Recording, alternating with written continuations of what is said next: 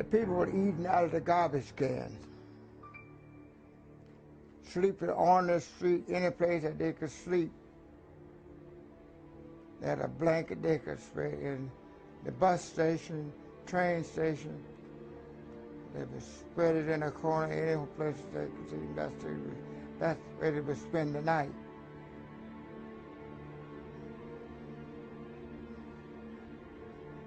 With no money. I'd heard this commotion out in the hallway one time, and it was winter, and this family was being evicted out of the building. They had 2 children, and we used to play with the kids, and they were the same age.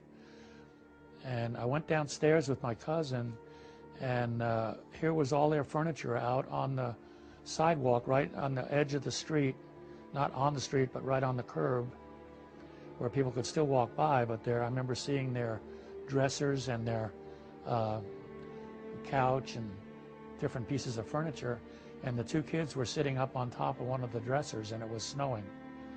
And I said, my mom came down, and I said, Mom, what's going on? And she said, well, they couldn't pay the rent, you know, they got evicted.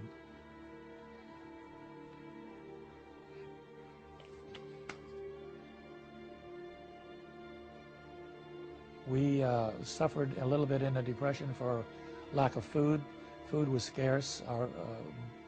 The 4 adults weren't working. My mom found a job working in a hot dog stand, and she was able to bring some of the buns home, and once in a while some of the hot dogs. But my uncle did menial labor now and then, and he was able to bring home some food. I can remember my uncle getting some of the older potatoes from the guy downstairs that we got to know, and bringing them up and making a potato pancake for us. And we were lucky to get an onion in it, ground up, but he would make a good potato pancake. And us cousins would sit on a towel on the center of the living room floor. We didn't have much furniture, and that's what we had to eat for the whole day. In the city, you had to buy everything you eat. Everything you had to buy.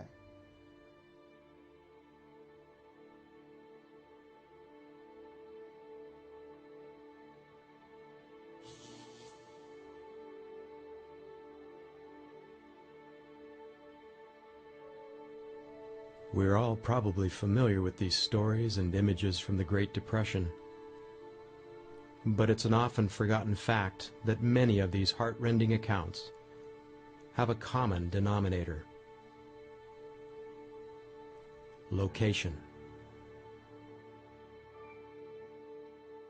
The city, but they had food lines, and people would have to, I don't know how often they went or what they got, but it kept them alive, and we didn't have that problem. We always had things on the shelf, and even now when I shop, I got more on the shelf than I probably, eat. We were a very poor Depression family, but we lived on a farm, and we had food, and they canned.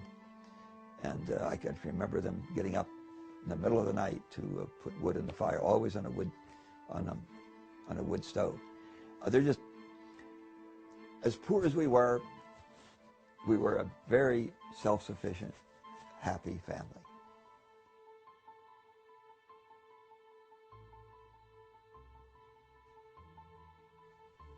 What would happen to this nation if some event or series of events plunged it into a depression like 1929?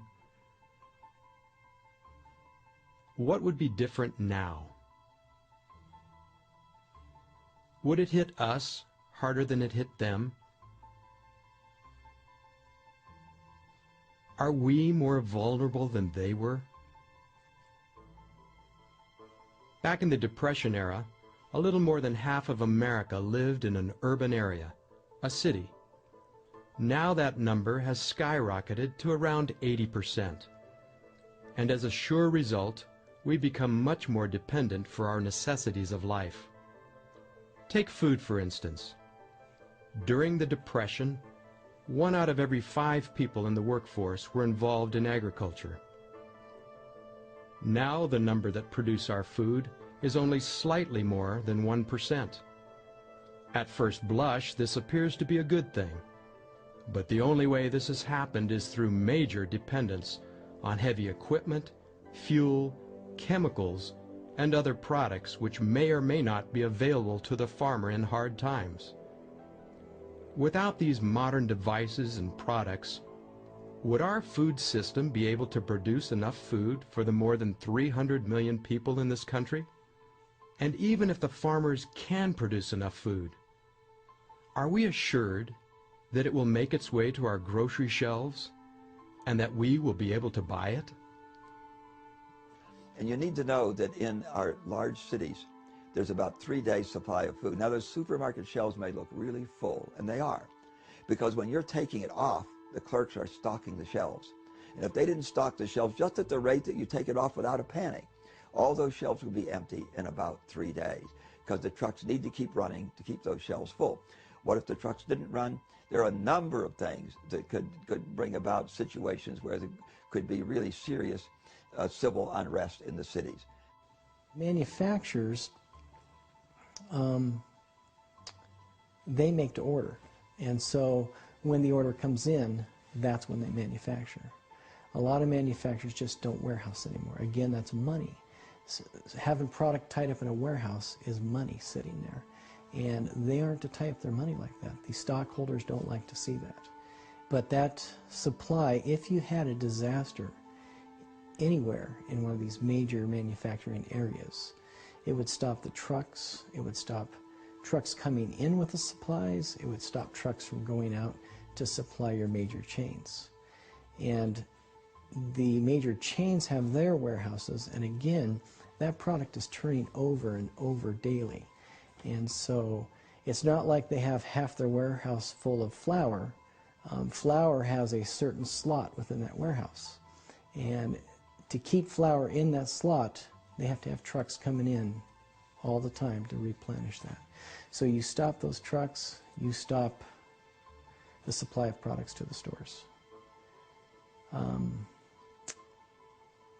You know, one of the things I think of is in the event of a disaster, what do people do? They flock to the stores.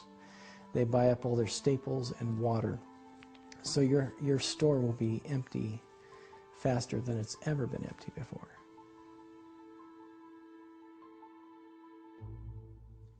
Unfortunately, though, food is not the only problem. Beyond the well-known issues of air pollution and water pollution, I think today an even larger concern relate to the political and the social arena. I think we have all, as Americans, have been aware since 9/11 that the cities are going to be the targets for terrorists. The terrorism involves not only destructive weapons, but bioterrorism. One of the experts in this area, who was in the Pentagon, this was about 8-10 years ago, told me that if the average citizen knew the potential for mischief in this area, that they'd be really frightened. Just one little example is smallpox. Nobody's vaccinated for smallpox. I was. I have a scar for smallpox, but only people who are near my age, I'm 82, my next birthday, are going to have a scar for the smallpox vaccination. And as the smallpox got loose, and there were only two sources of that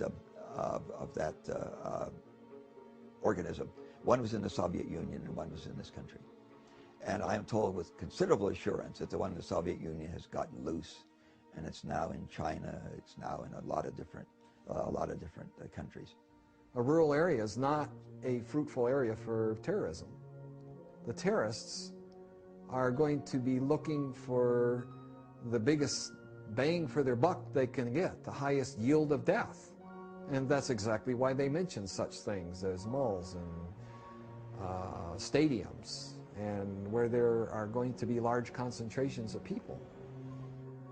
But there are other major biological threats outside of terrorism. The most recent example, of course, was the bird flu. And while I was at the Hanford site, we were making preparation for what we would do if there were massive outbreaks of the bird flu. And at that point, we were even planning on how we would handle the large number of people who could possibly become infected. The fact that the hospitals would immediately be overwhelmed. What buildings and sites could we use to quarantine perhaps hundreds of people?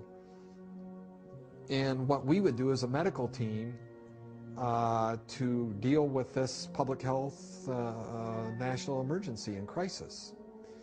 And so there again, outside of anthrax, this has been another recent lesson for us to look at where it's very much a possibility and not just something of science fiction. The more people there are around, the faster this epidemic will spread. If you're not in the cities, you're just by distance and space, you have some meaningful measure of protection. As disconcerting as bioterrorism and the pandemic threat is, one factor has contributed more to the utterly dependent state of this nation than any other: electricity. If you just think today about the world we live in and all of the creature comforts we have, you will recognize that essentially none of them would be there without electricity. It is the power source for almost everything out there. You can't communicate. If the electrons don't flow in your car, the gasoline won't explode in the cylinders and you won't go down the road. So if you cut off the flow of electrons in our world today, it's just a whole different world. And the grid upon which we depend for almost everything is very vulnerable. It is just at the tipping point is the way that the experts will characterize it. Our demand has grown, and the grid has grown just barely enough to keep up with demand. And it is really almost a Rube Goldberg kind of thing. And the least little perturbation can bring parts of the grid tumbling down, as happened in Florida not very long ago. The great Northeast blackout of several years ago. A tree limb fell on a wire out in Ohio and caused a great blackout half a dozen years or so ago. Any little thing can bring down large parts of the grid. It is very vulnerable to terrorists. I am told that there are a dozen substations in the country that are so critical to the function of the grid that if terrorists took out those dozen substations, the grid would come down. And could have events in the future where the power grid will go down and it's not in any reasonable time coming back on. For instance, if when the power grid went down, some of our large transformers were destroyed, damaged beyond use. We don't make any of those in this country. They're made overseas, and you order one, and 18 months to 2 years later, they will deliver it. Our power grid is very vulnerable. It is very much on the edge. Our military knows that. And sometimes it's very difficult to do what they call a black start. That is, to start without electricity. Many of the things that produce electricity need electricity to start them spinning. And if you don't have electricity, how do you do that? They call it a black start. And many of our big power-producing turbines and so forth cannot do a black start. They've got to have electricity from somewhere else to charge them and get them spinning so that they can then start making electricity. If you go do a Google search and go on the web, this isn't some strange knowledge that the Congress has and nobody else has. It's out there. This is pretty widely known that our grid is very vulnerable. And if you just think about all the things that are important in your life, how many of them wouldn't be there if the grid has gone down? You can get some measure as to what the world is going to be like, what your country is going to be like, what your community is going to be like if we don't have power. So there are a number of events that could create a situation in the cities where civil unrest would be a very high probability.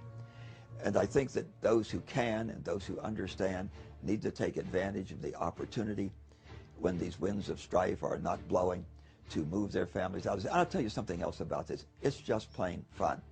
When you're looking at the challenge of what do I have to do so that I'm independent of the system. But I think that you have to have, you'd have to have some like farming skills. You should be out on your own little piece of land or with several friends or something and raise your own food, have your own fruit trees, and have your, your water system, and how you're going to get along if all these utilities are cut off, The banking situation, when this thing all falls through, we're going to have to be ingenious in making things work and dependent upon God. Because when this thing falls through, there won't be anything to rely on. I read a book one time that said that when this thing happens to this country, all financial support will be taken away from us. There'll be no financial support. We have to learn how to live without money. And the guy in the country is the one who's going to do this. People in the city are going to be cutting each other's throats. Well, there are cutthroats now, but your garden in the city is not going to be yours. It's going to be everybody's. So we'll be like kings and queens living out in the country where we can have a garden to supply our family's needs. It says here, warning, this book is the property of the United States government. It is unlawful to sell it to any other person or to use it or permit anyone else to use it, except to obtain ration goods in accordance with regulations of the Office of Price Administration. Cooperate with your local salvage committee. I don't believe this is over. I believe that in the future, because what I saw happen in Katrina, in New Orleans with Katrina, I think that was a wake-up call to people that live in the cities. Those that have their eyes open and are listening and maybe reading their Bible will understand what is going to happen in these cities. Things are going to happen that are going to be a lot worse than what happened in New Orleans. I believe we'll go back to rationing of some kind, and at that time I would want to be living in the country with fruit trees and a garden and have my food and water sure. So I think that provident people who understand, who have a responsibility to their families, will be looking more and more to getting out of the cities. And it's a huge challenge. There's no exhilaration like the exhilaration of meeting and overcoming a big challenge. You stop and think about, gee, what do I need to do so that I can be independent out there? That if the world fell apart, it really wouldn't matter for me and my family. That's really an interesting challenge. By the way, one other reason for doing this is it's a really patriotic thing to do. Because for all of our citizens who aren't dependent on the state when an emergency happens, we're going to be stronger and stronger, aren't we? So as a member of Congress, I'm concerned. I would like everybody to do this. I would like everybody to have a year's supply of food.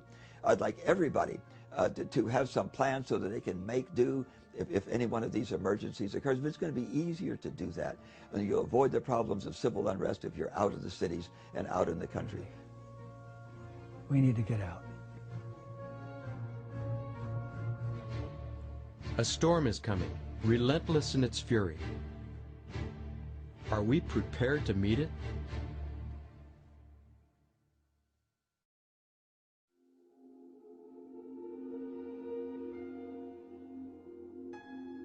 Many feel that a viable solution to hard economic times includes relocating to the city. But not everyone is moving into town these days. A counter-migration out of the cities is now in full swing. Not of the same magnitude that has populated them during the last century, but a growing migration nonetheless. What could have precipitated this? The reasons are as many and varied as the people who have been impacted by them. They come from all walks of life, but their goal is the same: looking for a better way to live, getting back to their roots. While difficult times surround us on every hand, they are seeking to be part of the solution rather than part of the problem. This is their story.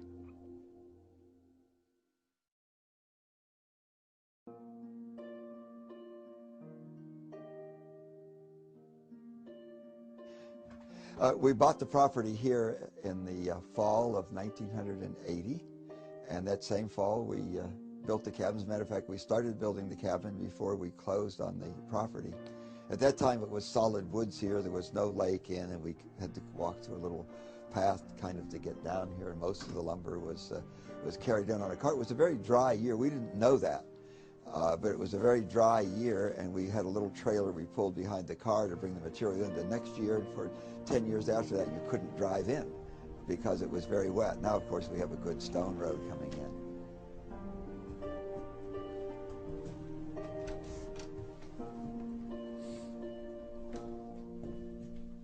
When we first came to the mountain here and preparing to build our house, we were staying in a tent.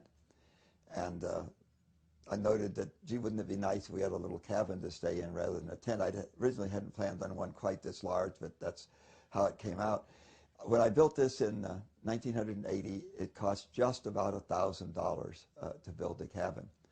And it was livable. We lived in here for quite a while, really. And then we built our house, and the cabin was kind of left deserted, and the mice moved in, and it was a question of whether we would continue to maintain the cabin or simply tear it down. Then my wife said, gee, why don't we rehab the cabin? And so we did that. It's really a very interesting challenge to try and build as much livability as you can into something as small as this. This is 16 by 20 feet, and it will sleep 10 people, every one of them in a bed. One of the beds is here.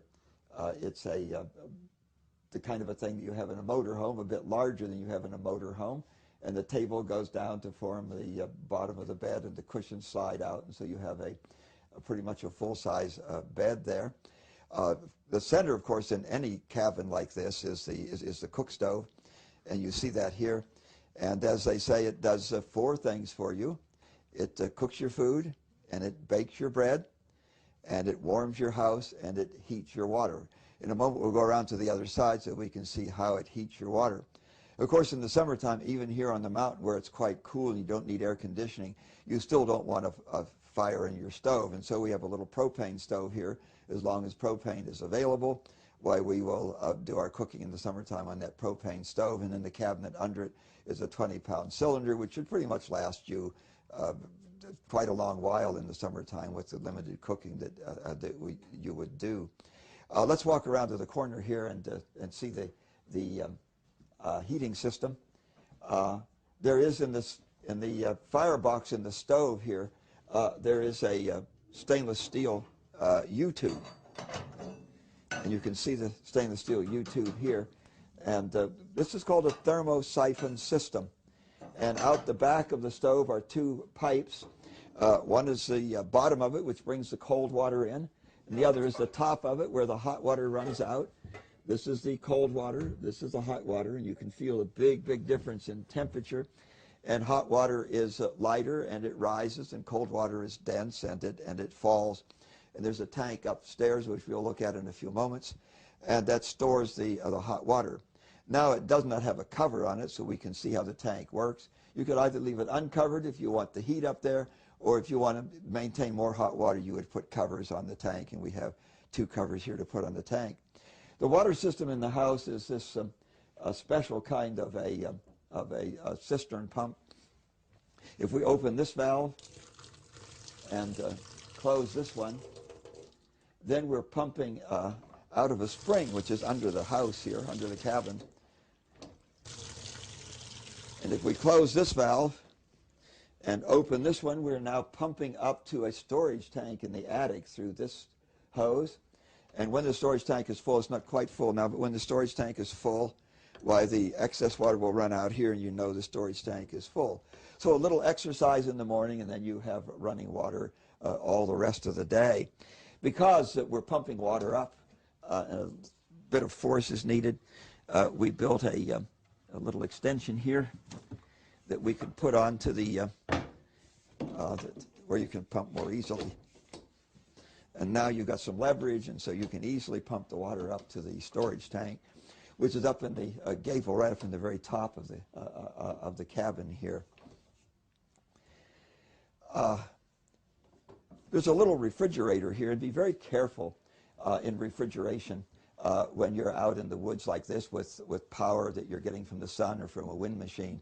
And we looked and looked until we found one that had a very high efficiency.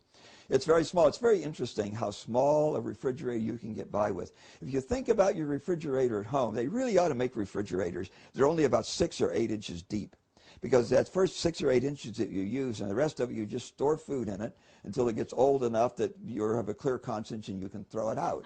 So with a small refrigerator like this, you don't have that problem, because everything in it is going to be usable because it's small. If you plan your meals, you won't have all that much left over, and so a refrigerator that size will serve quite adequately. Let's take a look next at the Murphy bed here. This doesn't have the springs and stuff in it, but it's light enough that it doesn't matter. It's easily manageable. Well, maybe we ought to go upstairs. To get upstairs, there's no stairway here. There's a ladder on each end because there's a bedroom on each end, and you'd like some privacy.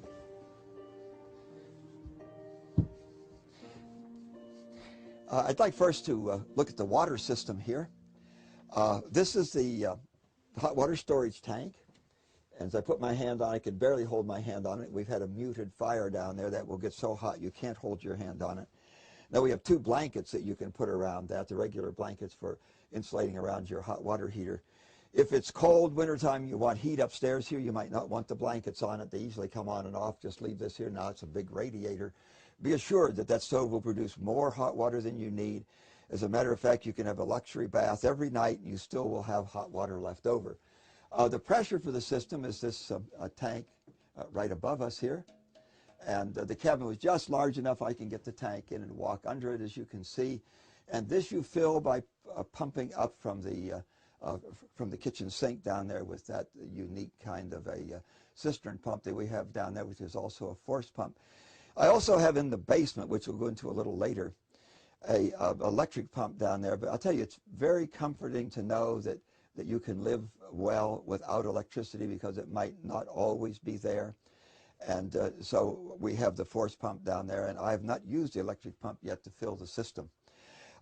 Let's look at the beds here. 4 can sleep. We built this for our sons, and their friends would come down with them, and so we can sleep 1 here, and we can sleep 2 in the bed under it, and we can sleep 1 in the bed over here, so you can sleep 4 here. I want to show you something very unique about under the bed. And let me pull this out. Oh, those are the 2 blankets for the, but notice how big that drawer is. There's no dressers here, but you have more space in these drawers than you would have in dressers, because there are 3 drawers under this one. And if I pull the drawer out from the other side, that drawer will be even longer. See how deep the drawer is. It goes back still further than this. So there's more storage space under these beds than you would have with conventional dressers in a bedroom. In a small cabin like this, very much like a motor home, you've got to make sure that you use all available space as efficiently as you can. We also have a half bath up here.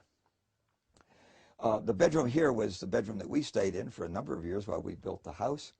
And it has larger than the standard bed here. It is as wide and a bit longer than a standard bed. I just want to show you again one of these enormous drawers underneath. In addition to the shelves there for storing things, we have these drawers, and it pulls out and out and out. See how large the drawer is. These have a very interesting, it's like Teflon nylon material under the drawer. There are no slides, but it really slides quite easily. And you can feel the air coming out because it fits in a pretty tight box. You can feel the air coming out as you shut the door. But it opens and shuts very easily. This is where you come up. As you see, it takes no floor space. I'm walking here on the little trap door. You open that up, and there is the ladder that goes downstairs. Our pioneers frequently had in their house a secret place that it wasn't obvious it was there. It wasn't intended that our cellar, our basement would be that way, but it turned out that way. If you move this wood box back like this and set this kindling box on top of it and move the rug,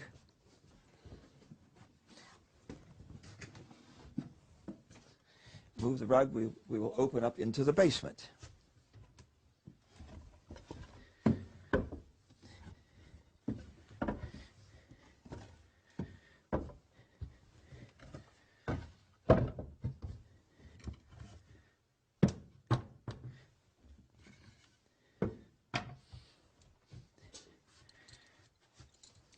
The house is built over a spring, and you'll see the kind of a basement floor that we put in to accommodate that. Let me go down now into the basement and turn the light on, and then we will move down into the basement so we can see what's there. We're now down in the basement. I'd first like to note that wherever you're building over anything that's going to be damp, always use treated wood. It has two advantages. One is it's treated and it won't rot. The second advantage is, in the east at least, it's always a southern yellow pine, which is a very tough wood, so you're going to get more strength from the same size board. So this is all treated. We also have a rigid insulation here, which serves somewhat as a vapor barrier, because it's going to be moist down here. If you're going to use this as a root cellar, you want it moist, and here you see some shelves where you could use this as a root cellar. Since I dug all of this out by hand, I simply dug down as far as what's convenient and then put shelves in. It's a whole lot easier to store things on a shelf than it is the floor anyway. You're not leaning over to pick it off of the floor. This is interesting here. There was a stump here, and it was going to be very difficult to get the roots out, and so I just built around it. The black that you see there is 20 mil PVC, and this is a pond liner or swimming pool liner, and I put this here to protect the spring because we're built over a spring. You can see electric pump back there that I mentioned earlier. I've never used that pump. I always simply use the hand pump, and you can see there the hose going up for the hand pump. By the way, at the bottom of I have a one-way valve down in the spring, so to drain the system, you'll see a little silcock there. And when it's going to freeze, I simply put a bucket under that, and I'd get out maybe a quart or so of water that runs out of that hose up to the pump.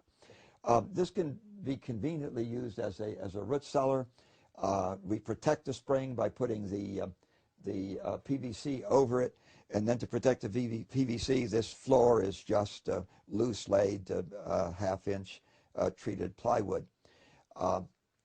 If you have the luxury of having a spring above you, by all means capture that spring and have automatic gravity flow. We didn't have that option here because the spring was right down here where we were building our cabin.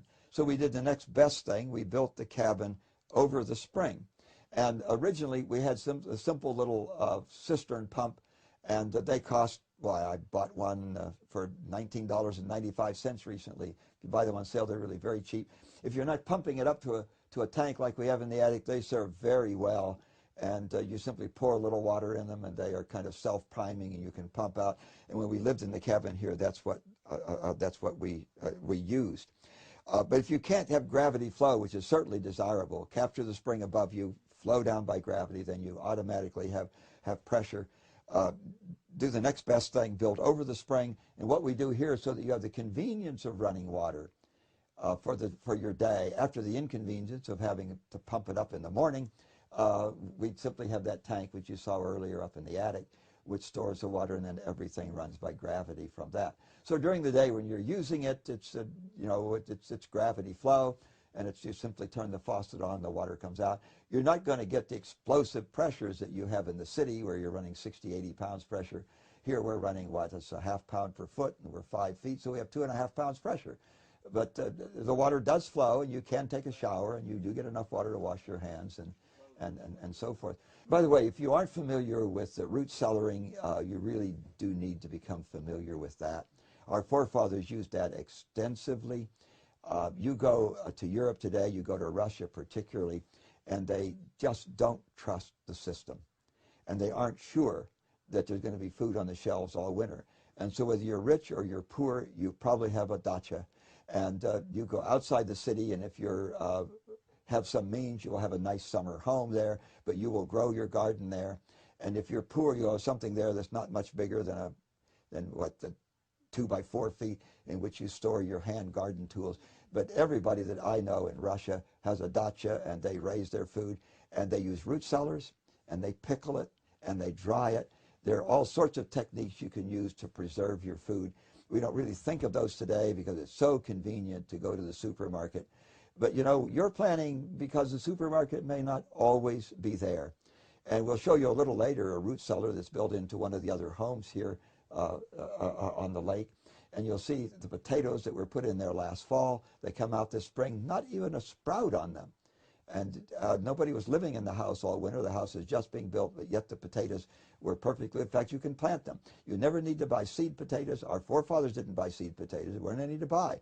They kept their potatoes in a root cellar, and when spring came, there were the potatoes, and they could go out and plant them. So it's a self-perpetuating kind of thing. And what you really need to do is to plan so that in an emergency you could do that.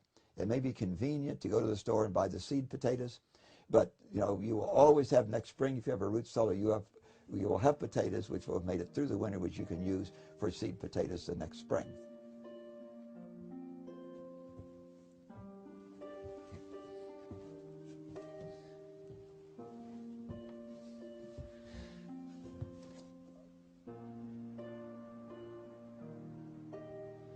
This is the downstairs bathroom. This bathroom is quite small because it's in a cabin, which is only 16 by 20 feet. On this end is a lavatory. The tub is obviously recycled from a motor home. Okay, let's take a look now at the rest of the accessories of the cabin. Obviously you need a wood supply, and we have designed the wood supply so that it is accessible without going outside. A little greenhouse on the cabin here with the windows facing south. And there are 3 cords of wood stored here. And that 3 cords of wood should be more than enough to last for a full season in heating in the cabin. And then next is a little shop here. And it's amazing how convenient and necessary a little shop is. This is really very rudimentary. It has just the basic economical skill saw and a sliding miter saw, vise, and a grinder. And the last little thing I need in here is a simple drill press. And then next is a barn in which one time we had chickens and goats. Now it's primarily storage. In the wintertime, it's very inconvenient to go outside to get wood, which is covered with snow and ice. It's very nice to have it under cover. It's even nicer if you don't have to walk outside to get it. So something which is attached to your cabin that has the wood in it with a covered walkway to get in the door is very convenient. And then when you have something like this, there's not only do you need the shop when you're building it, but there are always things you will need to do, and a simple shop setup like this will pay for itself many, many times over. As you can see from the construction here, very little expense was involved in this. Matter of fact, this barn is built out of local rough-sawn lumber.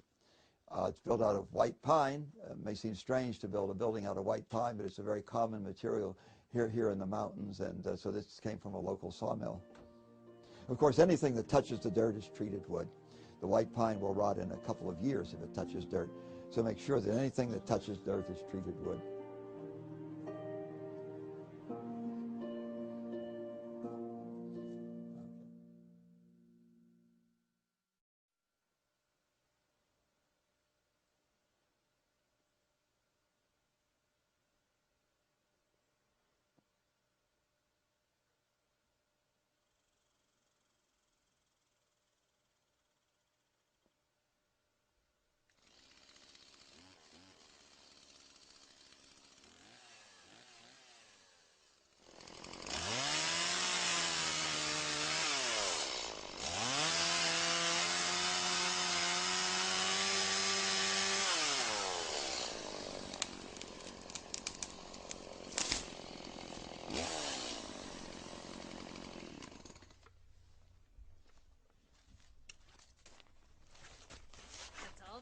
it.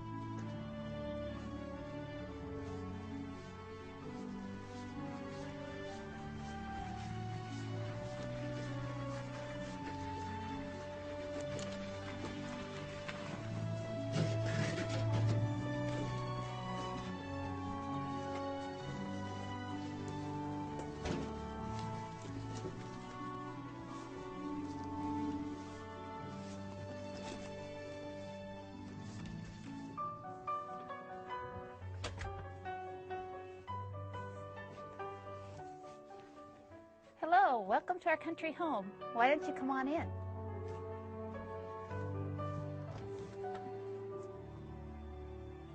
Well, we started praying about moving to the country about 4 years ago. And we had been to a family camp meeting for several years, and we had seen the benefits that other people had derived from moving to the country.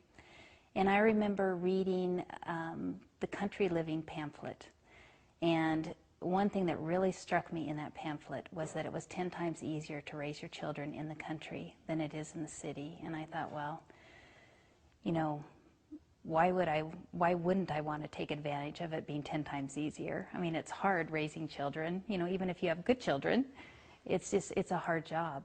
And so we talked it over as a family, and we decided it was something that we wanted to do. So we started praying, as I said, and, you know, I knew from reading the counsel that it was what the Lord would have us to do, and that really set the tone for our attitude, I think, because if you know that you're in the Lord's will, then it's easy to go forward. And for us, we knew that it was an advantage for our family to live in the country like it is for every family. And so we started praying, and we prayed for quite a while, and then we decided, you know, we know that the Lord will lead us and He will do His part, but we also need to do our part. So we started thinking, what can we do to get ready to move? So we started having garage sales, and we started weeding through our possessions. We decided we needed to simplify because we would most likely be moving to a smaller home. And so we started going through our things, and I actually had to kind of put the brakes on my daughters because they were ready to get rid of everything. So we, like I said, had garage sales, and we just had that mindset that it wasn't if the Lord would move us to the country, it was when. And so we prayed, we looked at property online, we talked to other people that had made the move, and you know, just really the key, I think, was to keep praying and keep believing that in His time that the Lord would do it for us too.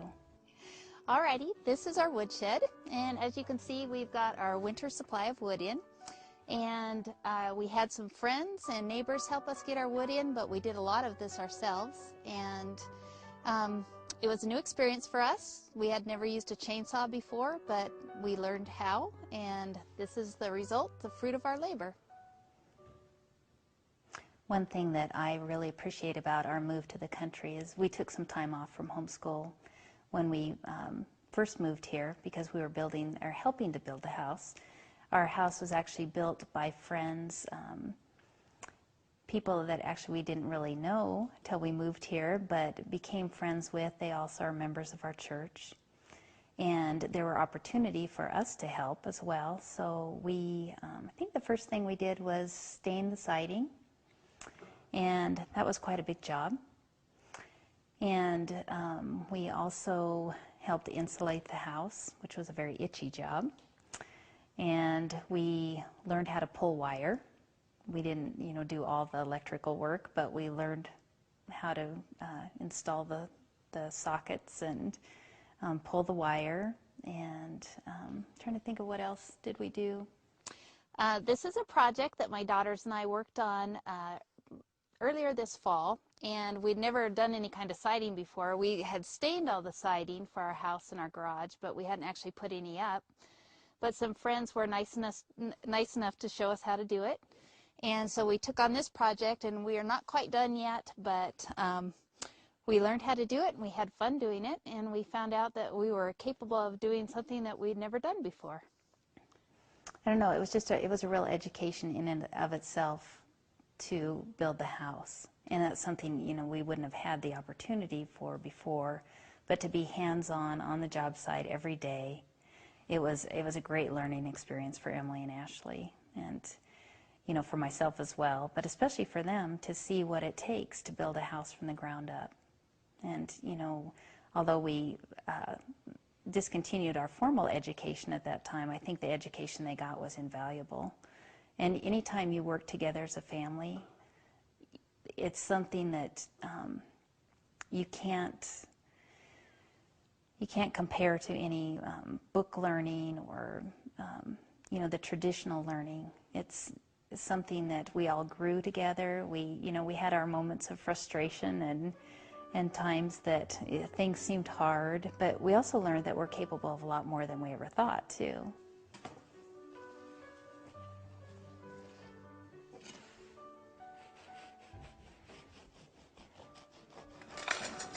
One thing that we really enjoy since we moved here to the country, like I think we mentioned earlier, was learning new things. And one thing that we've learned how to do is can. This year we canned peaches and pears and salsa.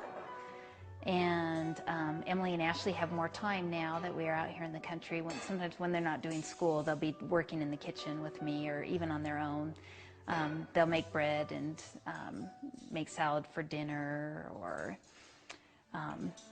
they've both done more cooking since we moved to the country, definitely, than when we lived in the city.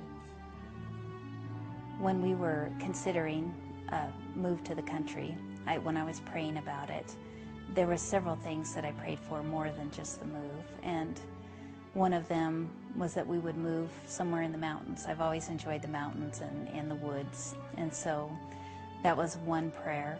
I also prayed that wherever we moved, that we might know at least one other family, that we weren't completely out in the middle of nowhere all by ourselves. And I also prayed that wherever we moved, that there would be godly men, that I guess more godly husbands and fathers that Emily and Ashley would have as role models, because you know, it's just the three of us. We don't have that influence in our life day in and day out. And I prayed that we would live in a place where I would be able to continue to homeschool them. The Lord really blessed us in our life that once I decided that homeschooling was something I would like to do, again, I felt there was an obstacle because I was a single parent that had to work full-time. And the Lord opened up a way for me to take Emily and Ashley to work with me every day. And they homeschooled for almost 4 years in my workplace. And, you know, that alone was a huge miracle. And I think that knowing that God worked that miracle for us made it all the more easy to believe that He'd worked the miracle of moving us to the country as well. So, you know, I prayed all these different prayers, and the Lord blessed, and He answered all of those prayers in this one move that we made to the country. So, you know, I think we limit Him sometimes by our lack of faith. And I would encourage anyone that's thinking they would like to move to the country, it doesn't matter what the obstacle is, because God is bigger than any obstacle you can even think about. So, you know, I would just encourage people to pray and trust Him and know that He will do what He says He will do. And He's obviously interested in our best good. And if our best good is for us to be in the country, He will make it happen.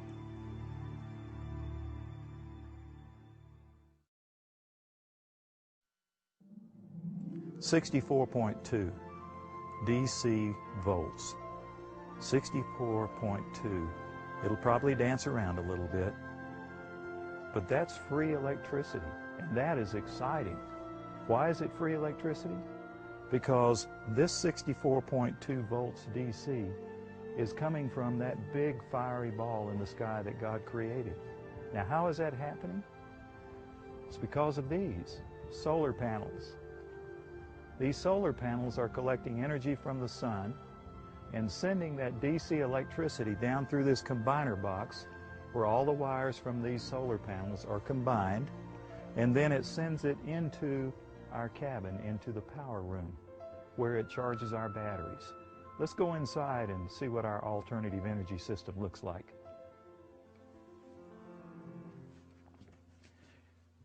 Here's our power room. As we built our alternative energy system, we built it in 3 different phases.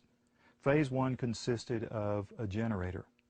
Now, I don't recommend starting out with just a generator. Why? Because the only time you have electricity when you're using a generator is when that generator is running, and that can be very cost prohibitive. So as soon as we could afford it, we advanced to phase 2, and that's when the fun really began. We were able to purchase an Outback inverter charger, Outback DC disconnect, and then 4 L16 batteries, which made up a basic battery bank. Now, this is a basic alternative energy system. It's, I think, quite affordable. Now, what does this inverter, or I call it the brain of an alternative energy system, what does it do? As the generator is generating or creating AC electricity, this brain or inverter charger will take that AC electricity and convert it into a storable electricity called DC electricity. It sends it down to the batteries. Then when that generator goes off, within a nanosecond, this brain will reverse the flow of electricity and start pulling that stored DC electricity in the battery box up into this box, where it inverts it into 120 volts AC, which is the typical electricity used in your home. Then we were able to advance to stage 3, which included solar panels and a charge controller. I just showed you the solar panels. They are absolutely wonderful. Our electricity is free from the sun. And as we can afford it, we're going to buy more, so we'll get more of that free electricity. Here's our battery box. We have 4 L16 batteries in a battery box. I built the box large enough to be able to hold 8. Maybe someday we'll be able to have 8. You'll notice that I built the box where the lid is on a slope and the lid is hinged with a piano hinge. The reason I wanted to build this on a slope is because during the generation cycle, hydrogen gas is given off from the batteries, and it's lighter than air, so the gas will rise to the highest spot in the box, and then we have an exhaust fan that will pull that gas out into the outside. In the summertime, I sometimes feel like I practically live outdoors. It is so nice and cool and balmy in the mornings, and then it gets sunny and warm in the middle of the day, cools off again in the evening. I spend quite a bit of time in the garden. I have a flower garden, a little cottage garden that I love to work on also. And come midsummer, I start huckleberry picking. Huckleberries are the first thing that becomes ripe in our area, and we have lots of huckleberries. Last summer I picked about 20 gallons of huckleberries and preserved most of them. Of course, we ate lots also while they were still fresh. After the huckleberries, we picked cherries, and our fruit trees are not producing yet. We have learned the hard way that you plant your fruit trees in full sun. And so last summer we cleared out an area that was about double the size of what our garden already was, and it was a big garden. And that extra area is going to be our orchard, and we planted 7 fruit trees there already, and we want to add to them. But they're not producing yet, and so we go to an orchard and we pick cherries. And if you've never picked cherries, it is an incredible experience. You just pick them by the handfuls. Your 5 or 6 gallon bucket is full before you know it, and they're so beautiful. And then I we eat them fresh, or I dehydrate them or can them. And I love canning cherries. They're just a joy. They're so simple to do. Then after the cherries come apricots, pears, peaches, and we have dear friends that usually give us apricots, and then they give us apples at the end of the summer. And I also can tomatoes. Most of the things that I can, that our family uses, are fruits and tomatoes. And all of these are very, very simple to can. They all use the water bath method, which it's not pressure canning. Pressure canning isn't really hard either, but the water bath is extremely simple. And so if at the end of the summer you're busy canning other things, you can store your apples. Apples store very, very well and last for months. And so then you can kind of eat on them during the winter, or can them if you see you're going to have plenty. Our family likes applesauce. We love to have toast with homemade almond butter on it and then applesauce on top of that. So I have some apples that came from our friends. Their orchard is, they don't use harmful pesticides, so I feel very good about using their apples. And I just wash them.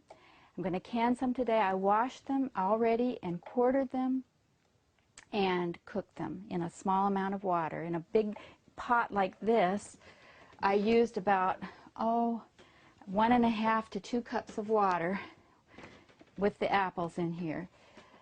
And they're all cooked and soft. This is called a Victorio strainer. It's a very simple device, and it's not expensive, and it makes canning applesauce or any fruit butters very easy. It strains out all the seeds and the core material, so you do not have to take the time to peel or core things. You just quarter them, put them in here, and then I'm going to take a pot to catch the applesauce in. And here's a bowl. I'm going to put it here because this is where the seeds and the core material is going to come out. That'll make wonderful compost for our garden next summer.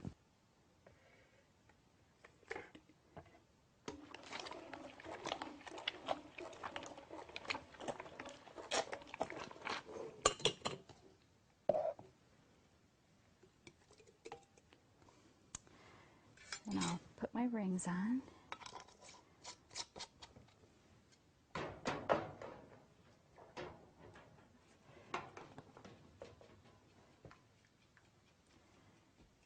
Now you'll probably hear a little sound that happens. It's kind of the fun part of canning, and it happens when the vacuum seal is formed. We'll see if we hear it pretty soon.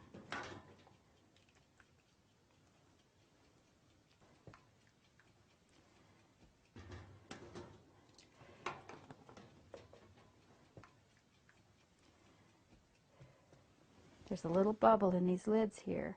And when that is pulled in, it makes a certain sound that everybody who cans loves to hear that sound. It lets you know that you've been successful.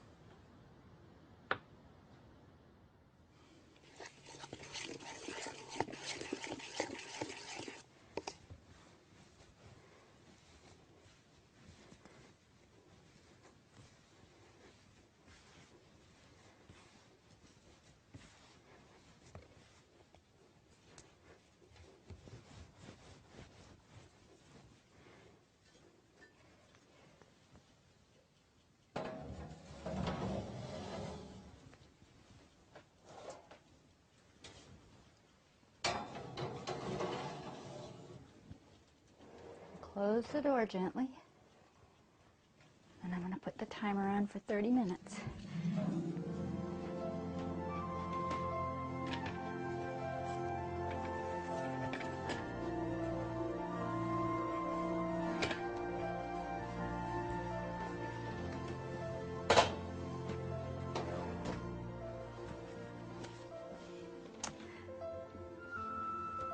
What can I say? They're done.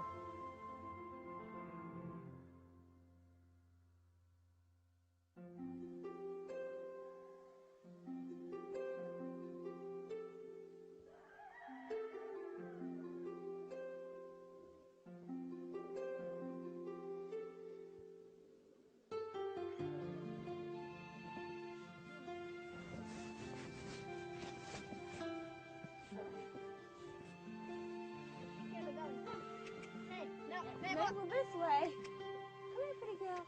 Come on. Hi there. We forgot to bring you apples. Maybe we should have brought you some apples, you know. We wanted to be in the mountains. And like many people who want to move, who want to make that move, we didn't have the means, we didn't have the resources. And what we decided to start doing is downsizing and packing. You know, when you want to do something, you have to start working on it. So we started downsizing, packing, and looking. But all the property we saw, you know we couldn't afford it. But anyway, we were still doing it because we know that the Lord will provide for us somehow, and we knew that was His will. So one Friday afternoon, we were all in the yard. It was a family project. We were bringing in clothes from the line, myself and Denise and the children. And I thought about it, and I said, honey, you know, we don't have the means to make this move, but God has it. Let us ask Him. So we got down on our knees right there in the yard, and our prayer was, Lord, we want to head to the mountains. You know we don't have the means to make the journey. We don't have the means to make the move.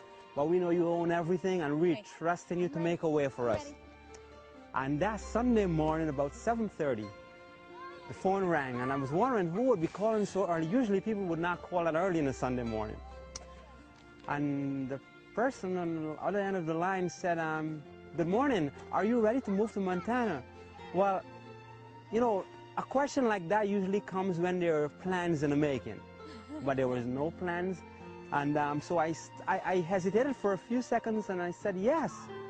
And then I said, well, fill me in on the details. What are you talking about? Well, it so happened there was this family who was, they were house sitting. And while they were looking for property, eventually they found some property, and they needed another family to replace them. And we were recommended. So anyway, we spoke to the folks, agreed that we were going to make the trip, etc. But again, so it was 3,000 miles, a 4-day journey, 4 or 5-day journey. And you know what that required? A vehicle, a reliable vehicle, money to travel, money for hotels, etc., etc. So our next prayer was, Lord, if it's in your will, if this is your plan, then we need such and such and such. Well, a few days later, we got a call. Someone called and asked for my wife's full name and address. And the person said, I would like to, the Lord has blessed me, and I would like to share some of that with you folks. Well, before I could ask any questions, I heard click. She hung up. And a few days later, we received most of the money that we needed for our journey in the mail. And I think by the end of 3 weeks or so, we had everything and we were ready to make the journey. Yes. He's the driver. This is our fuel for heating and also for cooking. Yes. And it costs us nothing but a little effort. Well, of course, we use a chainsaw to cut it down, and that requires a little fuel, but nevertheless, it is nowhere the amount it will cost us for heating and cooking if we were living in the city. Okay.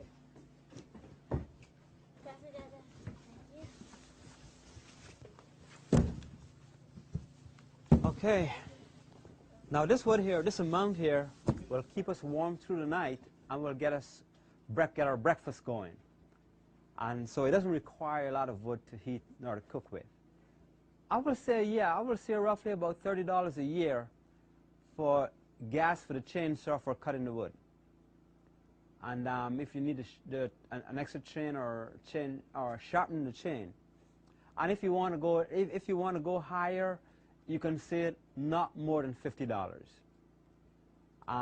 The chainsaw doesn't require a lot of gas for powering the saw and cutting the trees and cutting the wood. You really don't use a lot of gas for that. So even if you want to go $100, that would be 1 year's cost for heating and cooking. And I like that. It means I can spend more time with my family, enjoying the things that we can enjoy out here in the country as we work together. This whole field out here, This is part of what we are renting right now. We are just renters. We had a wonderful summer. This was all alfalfa. Alfalfa growing out here to this tall as far as you could see. It was all alfalfa to the back of those trees, acres and acres of alfalfa. And someone that has machinery helped us cut it. And we did some haying. And it was a wonderful father and son project. I would say Mommy provided the water and stayed nearby and encouraged them because hay is heavy. Very heavy. But it was wonderful. And we, you know, brought it in and stacked it up in the barn before the rains came so that the horses and people with other farm animals could have the hay for them when the ground became covered with snow. So that's another industry. People wonder, oh, how am I going to make it out here? Well, you don't need the amount of money that you need in Brooklyn, New York. You might be wondering why, what's said about this area for storing food. Well, this is actually what we call our refrigerator. That we pay no fuel for. It's down here in the basement. We have our water down here, and we have our cooling area also where we store our food. Yes. And it stays nice and cool year-round. It's not as cold in the warmer months, but it's cool enough to keep your fresh produce from going bad. And over here, all this food that you see here was wonderful things that I learned just this summer. Yes, you just learned to can. Yes. This is just our landing ground. This is not permanent. And, you know, there are things that the Lord is opening. He has brought us here, and He's already begun to open doors for us to have a more permanent situation. And again, with very limited resources, but a lot of trust in God's promises.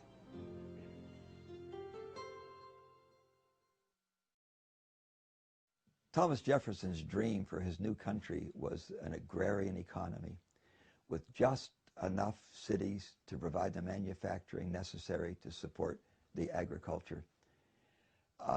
He wanted that because he didn't want his new country to be blighted by the problems that cities had in the countries that he came from. Oh, could he be resurrected and see us now? We have become exactly what he didn't want, and that is a largely urban society. Now less than 1 person out of 50 provides the food for the rest. What a tragedy. I think that there are moral and spiritual values to living close to the soil.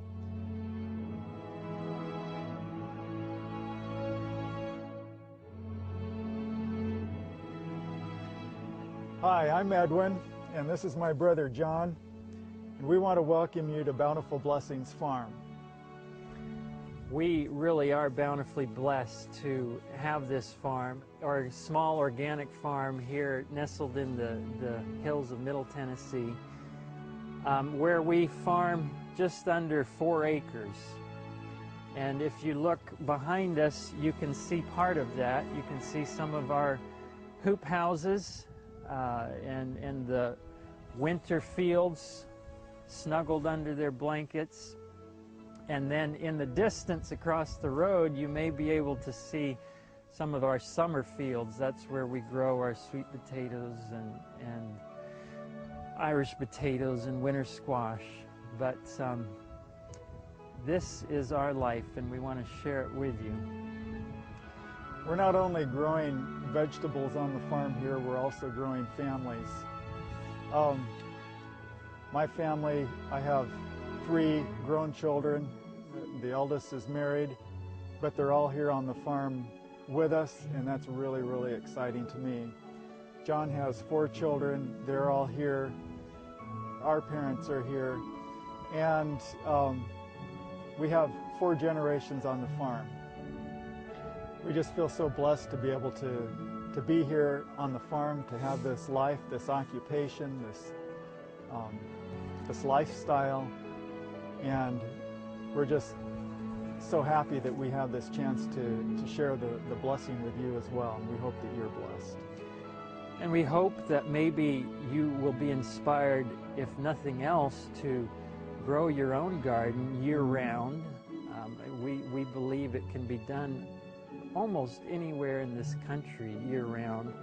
But then maybe even some of you might be inspired to go into this as an occupation. We would love to see more Christian farmers out there sharing what the Lord teaches them on the farm with those around them. Living the life that God gave Adam to live. So we invite you to join us as we take you around the farm and share what the Lord has been teaching us here. Certainly we feel that the Lord led us to this property 14 years ago. We set up household here, my wife and I alone. We had dreams of children joining us and how the Lord has blessed. You can see that our quiver is quite full, and most of them right here on the farm. We got into this later in life, never dreaming that we would do this. My wife and I are both teachers by profession and felt a calling to education and youth ministry. But when our children came along, we felt the Lord calling us to do something a little different, where we could invest more time in our children.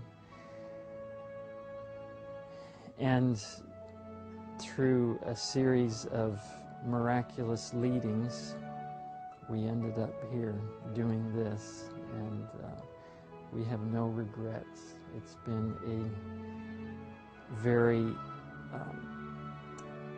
difficult learning experience, learning from scratch. You know, we knew nothing about gardening, and it's been a hard time. You know, financially, things have not been easy, but I think you could ask any one of our family members, and none of them would trade it for anything. Our children love the farm. This is their favorite place to be on earth. They don't ever want, well, they would rather people come visit us than us go anywhere, because there's more to do here. They enjoy it more. Anyway, it's just a wonderful life, you know, having said that it's hard and difficult, but it's also wonderful. And to walk into a greenhouse like this on a cold winter day is very therapeutic. And as a book we have is aptly titled Walking into Spring. You walk through the door and it's like walking into spring. So it's lots of fun to work in here when the weather's cold outside and dreary. And it's a wonderful place to commune with the Lord. We believe that in the last days the Lord is calling us to a life like Enoch had, and one thing that we know about his life was that he had a lot of time in solitude with God. And I used to wonder how he could take that time, and it finally hit me that he was probably a farmer, and his solitude with God was in his work. And so that's inspiring and encouraging to me, that I can be communing with God and having solitude with him even in my breadwinning. So I recommend it.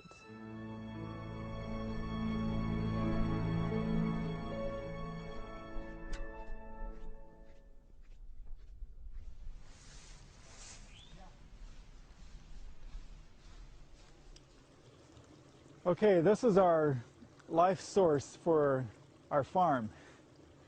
This is our spring. we have a little collection box there that collects the water. We have a 2-inch line that takes it down to a holding tank here.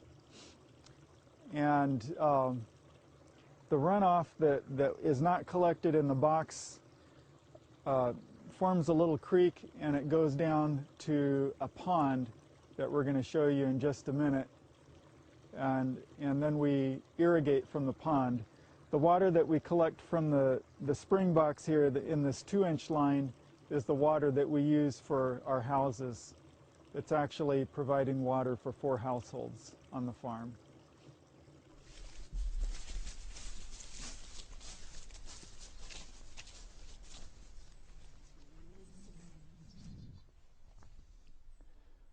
This is our pond here.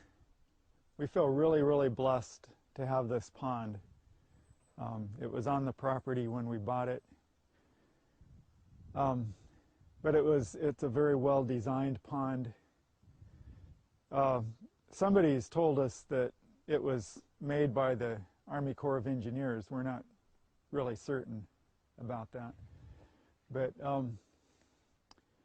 you can see we've made a few improvements to the pond. We have that floating dock, and you see this cable. There's a cable that goes across the pond, and you can see a yellow thing hanging from it. That's a real important innovation to us. That's part of it's a cooling system for farm workers. The way this cooling system works is you can see a platform over here right under a tree. You just climb up the steps on that platform and wrap your legs around this yellow disc that's hanging from the line over here that'll be pulled up there to the platform, and you sit on it and you launch and you ride through the air until you're over the pond in the right spot, and then you let go. And it's a lot of fun. We have lots of fun times too, like playing soccer and riding wagons down the hills. In the summertime, swimming in the pond. Yeah. Going off the zip line.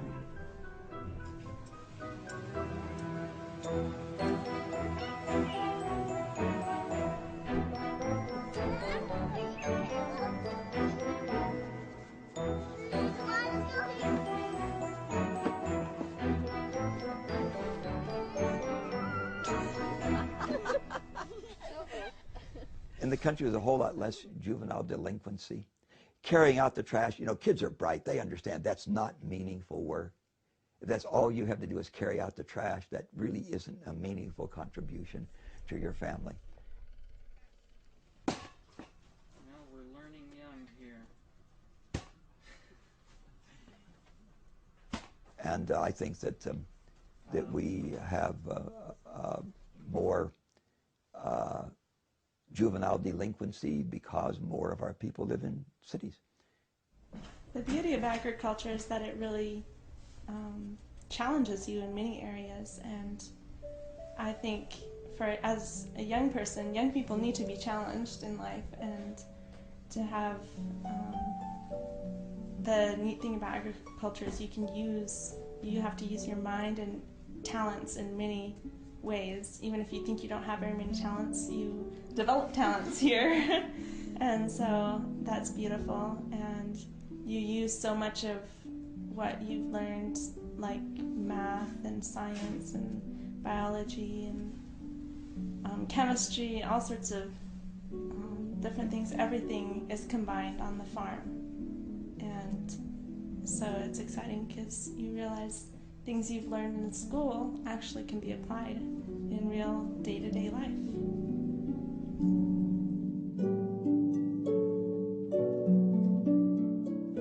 Another main reason that I chose to come to the farm is family connectedness, because I saw in our world how families have been so pulled apart and dispersed and so unconnected, and the results of that. And so that was one of the main reasons, is I desired to have that family connectedness. And for anyone that's wondering, I'd like to say that having a connected families is one of the greatest joys that you can have in life, but it takes effort. Yeah, and I'd like to say that when I was thinking about coming to the farm, I was really praying about what God would have me do with my life and my future. And one of the things the Lord really laid on my heart was a need to develop a really close relationship with my father, and the importance of that father-daughter relationship. And I was really inspired to come back and work alongside my dad and to have his visions become my visions, and to learn to cooperate with him and learn the role of a true woman of God in the family circle.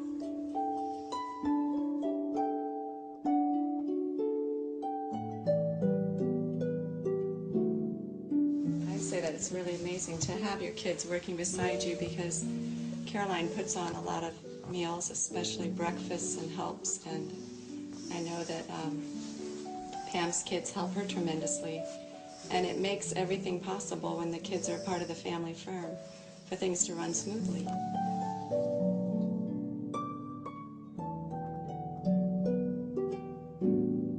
One thing that I have, I guess has been a bit of a struggle, is that in the early years, when it was just our family, and I was very involved with the workings of the farm and trying to homeschool and being a teacher, I sort of had that preconceived idea of what homeschool should look like. And it was really just bringing school home. And it really took me a long time to realize that when life is an education, it's a much more balanced approach. And the book work has been a lesser part of our life than the practical work. But as the children grow older, I'm really seeing the fruits and the blessing of that in their ability to problem solve, like the carrot washer. And just that farm life provides a really excellent education.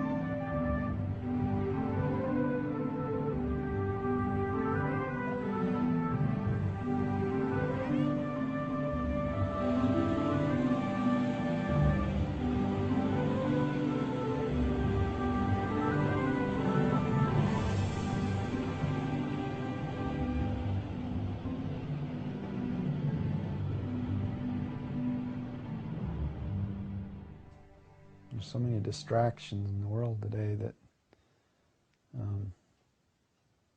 you know, out here you don't have those distractions. So you can get, you know, closer together as a family. You can spend the time with God that you need to. Just all around, I highly recommend it. And with the way things are going in our world today, we never know when we're going to come upon a time when we cannot provide for ourselves, even in the city. If your electricity goes out, how are you going to stay warm? A lot of cities don't allow you to burn wood. What are you going to do? And when you're out here like this, you have hope of being able to still survive. It'll be a lot of work, but you can do it with the Lord's help. And He gave us in the beginning the ground to till, and we're just going back to our roots.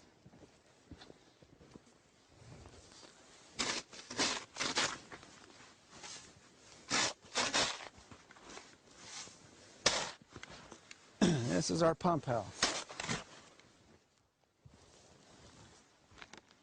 We've put it in the ground so that it won't ever, well, it won't, generally it won't freeze because it's down below the frost. It's our 12-volt pump that's running down here, straight down. And it will run off these solar panels right here when the sun's shining. And if we have a lot of cloudy weather like we have in the wintertime, we've got a switch in the house we can just flip on and it runs off the batteries. We also have a 110-volt pump, which is what we originally were using in here before we got the 12-volt. And I just left it hooked up. I've got a couple of valves I can switch, so if we run a generator or if something went bad with the other pump, we can run that 110-volt pump. What it's doing, it's pulling our water. Our water is about 400 feet, our spring is about 400 feet away, and we've got a 2,000-gallon cistern in the ground, and it's about a quarter, our spring puts out about a quarter of a gallon a minute, so it's not a lot, but with the cistern we've got plenty of water because 24 hours a day it fills that tank. And then this is pumping it, it's pulling it from the cistern, and then it's going up on the hill about 85 feet elevation above us, and we have another tank up there, about a 1,200-gallon tank. So we can fill the tank up on the hill, and then if we don't have sun for a while or and it doesn't pump, then we've got gravity flow until we get low, and then we can pump it again. If we have to, we can run the generator, or the 12-volt pump runs directly off our batteries. The other one will run off of our inverter or off our generator. One thing I like about living out here, a lot of times in this area, especially in this area, I mean, I'm sure other areas have the same problems, but the power goes out. Well, one thing we can say where we're living, our power never goes out because we own the power company.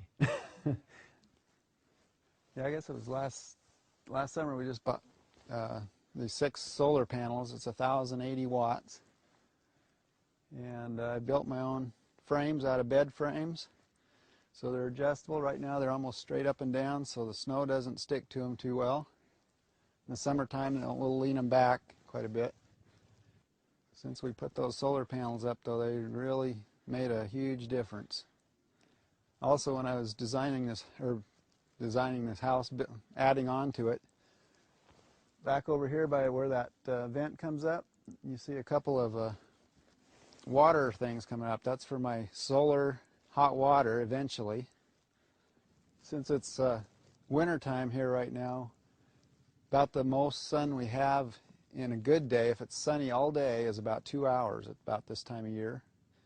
And the sun, being we're clear north here, the sun is pretty low on the horizon, so that's another reason we have those solar panels almost straight up and down, because the sun's just out here. We've had a little bit of sun here this month, not all day, but a little enough, and it's we've only had to run our generator. I think it's probably been about 2 weeks ago, probably since 2 to 3 weeks ago since we ran it. So they're actually keeping up, the batteries. In the summertime, we didn't have to run our generator at all. Didn't even run it once.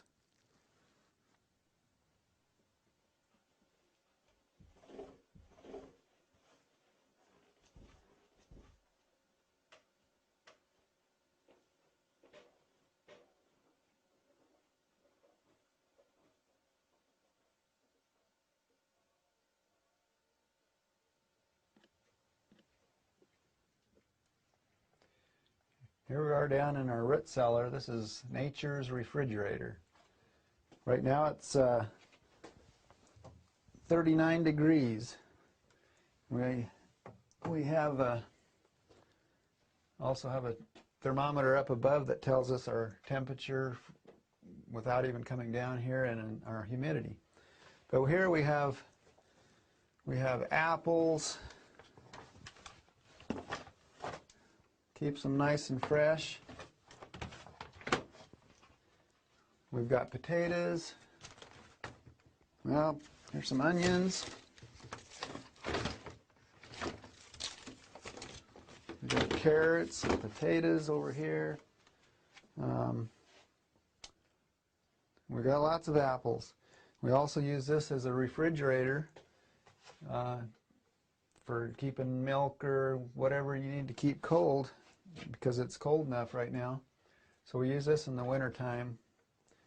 Nothing freezes, but it keeps about the same temperature between 38 and 42. And it's pretty well an essential thing to have when you're needing to store produce.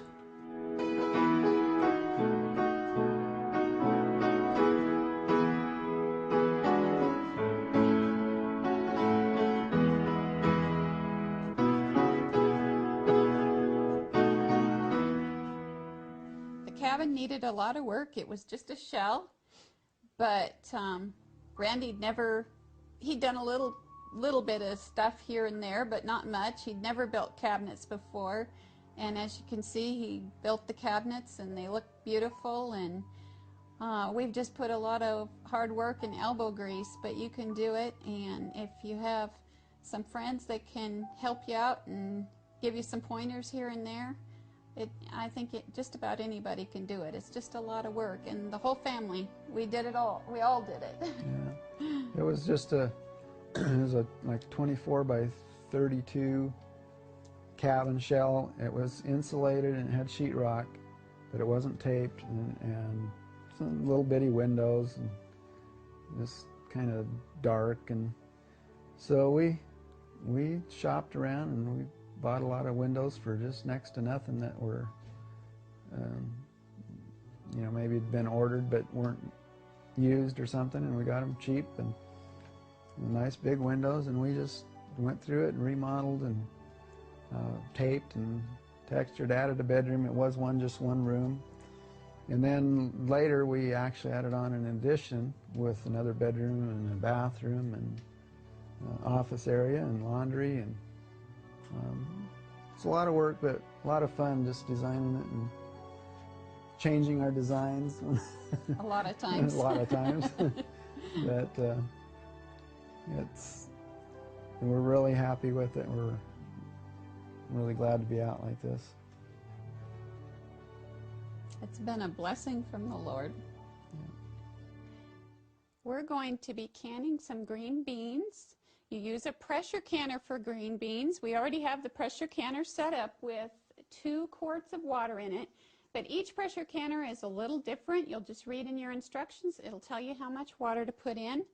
I have my son helping me. He's been doing this since he was 3 years old, and he's 12, so he'll be fine. He's going to fill the jars, and then I'll get him ready to can, and you'll see how simple it is.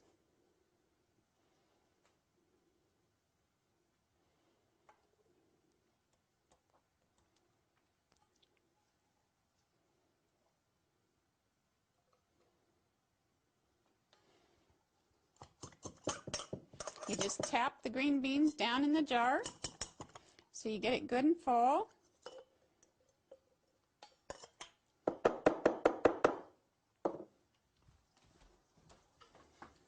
Then I have boiling water, and I'm filling it with boiling water. First you'll put, if you're doing pints like we are, you put a ½ teaspoon of salt in. You don't have to put any in, but that's how we usually do it. Pour the boiling water over the top. Wipe the rim really good to make sure that there's no particles of salt or anything on it. Put the lid on. Get a ring. Put the ring on. And you don't want to put it really, really tight just until it's on there. And then we put it back here in the canner.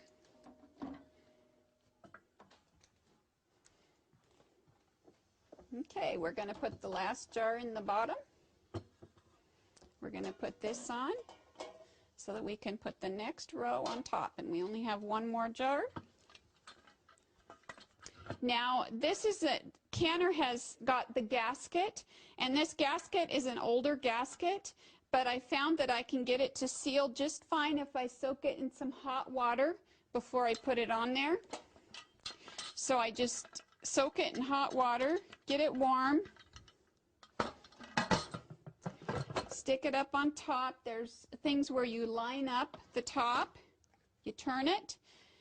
This is a Miro pressure canner, and instead of having the gauge that you have to sit there and watch, this one has on its little rocker here, it has a 5-pound, 10-pound, and 15-pound pressure. You'll look in your book, it will tell you what pressure you need to use for the elevation that you're at, and then you will stick it on where you need to be. For here, I need to be at 15 pounds pressure. For green beans, at 3,000 feet elevation, and turn the heat on to high, and then we wait until it comes to a rock. It takes about 20 minutes until it comes to a rock, and then we let it rock for 20 minutes. This jar that we had that cracked, I set it in the sink so that when the water was draining out of it, that it wouldn't go all over the counter. All we do with these beans, they could have some glass particles in them, so we're just going to throw those beans away and put them on your compost pile to fertilize your garden next year. And that's it until it rocks. Okay, the canner has now started rocking.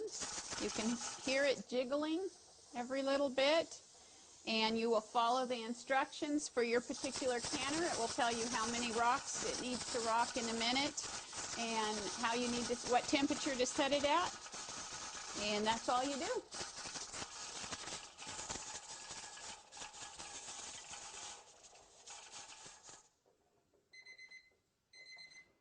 Okay, our timer went off. Now we're going to turn off the heat to our canner, and we're going to let the pressure go down on it, and then we'll remove the jars and we'll get to see the fruits of our labor. Okay, the pressure's gone off the canner now. We can tell because we push on this little pressure spot on the top, and it doesn't let off any steam when we push down on it. It's flat against the top. We can remove this, no steam comes out, and the lock is off of the canner so that we can open it, because when the steam is on this particular canner, when there's steam in it, it locks and you can't open it. So we'll remove the lid, and here's our first jar of green beans. Everything's hot, so I'm using a jar lifter. You can buy at a canning supply store or probably your hardware store. And we'll put the jars over here. Don't they look nice? I love to look at the fruits of your labor all shining in the jars. It took about probably 30 to 40 minutes for the pressure to go off on the canner, so you can expect it'll take a while. You don't want to speed up the process by putting it in a cool place or anything like that, because if you do, you'll boil more water out of your jars. So just let it take its time. It'll be worth it when it's done. And here are the fruits of our labors from all our hard work. There's nearly 1,000 jars here, and we can easily use that up, through a season until the next harvest. And we've got pears and applesauce, nectarine sauce, tomatoes, nectarines up there, pear juice over there. Pear juice is great for using in different things. We have peaches. I even tried some eggplant this year. Green beans. This is what we just did. We've got some carrots and cherries, and then we even have wild mushrooms. And a lot of this produce that we got, we were able to glean this year. A lot of the orchards If it's a large orchard, they go in, they get some stuff, and then they get what they want. But if it's not just the right size or has maybe a tiny little blemish on it, they won't keep it, and they won't sell it. And so we can go in, and we got most of this fruit just cost our time and gas to go pick it up. And it's a lot of work, but it's so worth it. If I had a choice between my old home, it was suburbs. It wasn't too near the city. Or here on the boondocks or the sticks. I'd pick out here in the boondocks or the sticks.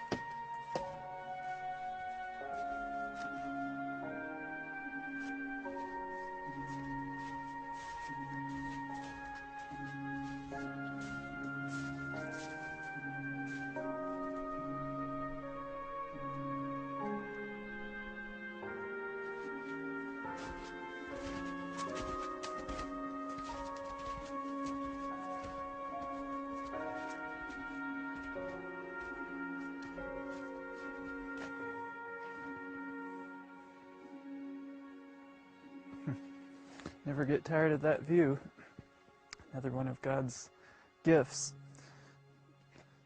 Haven't always lived out in the mountains, but have for several years now, and been living with family, and it was like I came to the realization that the time had come to get my own place, and there was one slight problem though. I was totally invested in other projects that I'd been working on and didn't have any money to speak of to get it. And there's something that I've learned for the last several years, that when you hear God calling you to do something, you don't let a lack of resources hinder you from doing that. And so I decided that even though I didn't have any money to buy a place with, I would go ahead and start looking. And so I went out and even looked at properties and everything, all of this with virtually no money that I could purchase a piece of property with. And the Lord has amazing ways of doing things. This place that you see here is a miracle place for me, because the Lord has provided this place, at least for now, with me having virtually no resources. I'd heard about this place, that it was for rent, and I really wasn't terribly interested in renting because it's such a temporary situation, and I was looking for something that's more long-term. And so I approached the owner and asked if the owner might be interested in doing a lease, more of a long-term lease, and the owner was interested. And so the bottom line is, with virtually no resources, I have a place, at least for now. You know, it's not as good as owning, but when you don't have the money to buy a place, I'm not complaining. And so I virtually have a place now, at least for the time being, and what a blessing. I just what a blessing to be in the mountains, out in the quiet, where you can hear God's voice.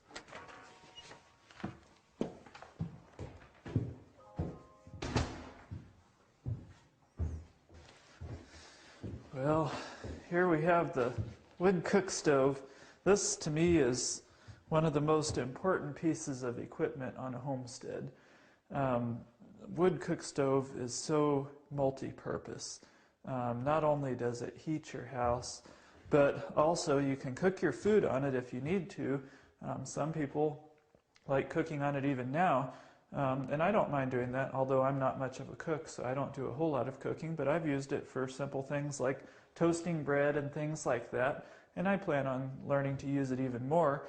But it's excellent to have it as a backup. I do have a propane stove that I can use now for the time being, you know, whenever I want to, but really in the wintertime when I have this thing fired up anyway, might as well use this. And then also I can use it to heat my hot water. And take a look at this range boiler over here. I got this, once again, I'm not even living here right now because I just acquired this place this fall, and my work takes me on the road quite a bit in the wintertime, so I haven't had a chance to get it fixed up to where it's you know, livable. It's a bit of a fixer-upper, but not a tremendous amount of things to do. But there are some things here and there, like the hot water system needs to be hooked up. But I have my range boiler. I brought it in this fall, and the way this works is there's a water coil inside the firebox that heats up the water, and it starts what is called a thermosiphon, where the water just naturally circulates and keeps this entire 40-gallon tank of water nice and hot whenever this stove is going. So that will be my hot water system, and I just am really happy with the wood cook stove. This, you know, may not be the ultimate wood cook stove, but it's been working for me fine so far. I want to be in the peaceful, quiet environment as close as possible to the way that God created us in the Garden of Eden, out in the quiet where we can hear His voice. But there's another reason that is a very important reason, I believe, why I've decided to do this. And it has to do with the predictions in the Bible of what is going to take place in the book of Revelation, particularly relating to our day right now. And we read in Revelation chapter 13 about there's coming a time when no man will be able to buy or sell save he that had the mark of the beast. And when I read that, it brings some very interesting issues to my mind, because I think about how most of America is set up today, where we are totally dependent for our every necessity of life, for our heat, for our water, for our food, for these basic necessities. And I think about how people lived back 100 years ago. They lived totally different. Most of the people were in a rural environment, and they took care of these basic necessities. They had their own independent water system. They had their own heat system. They used wood. And of course, with their water system, they had some sort of, you know, drop a bucket down their well, or a spring or a creek or something like this. And of course, they grew their own food, most of them canned a lot, preserved. And so I've been thinking about these things, and it seems to me like a house of cards right now, America, just ready at the slightest interruption, whenever the right interruption comes, to interrupt the major infrastructure in this country. It's just going to fall like a house of cards. And so I see that coming with disasters potentially, but even more importantly than that, I see what we know is going to take place, because the Bible has predicted that if we are true to God, we are not going to be able to buy or sell. And that is concerning to me, because I believe that that is a call that God is giving us, that we need to be preparing for these issues that are ahead. One of the things I need to work on is my well over here, and it has a pump in it that's not the right size, and so I'll be putting in a very efficient water pump that will run off of my alternative energy system and give me a good water setup that uses not very much electricity. And there's all kinds of different options that I'm looking into for doing that. We have a duty to our family, but we also have a duty to others. And so this is not a thing about me and mine.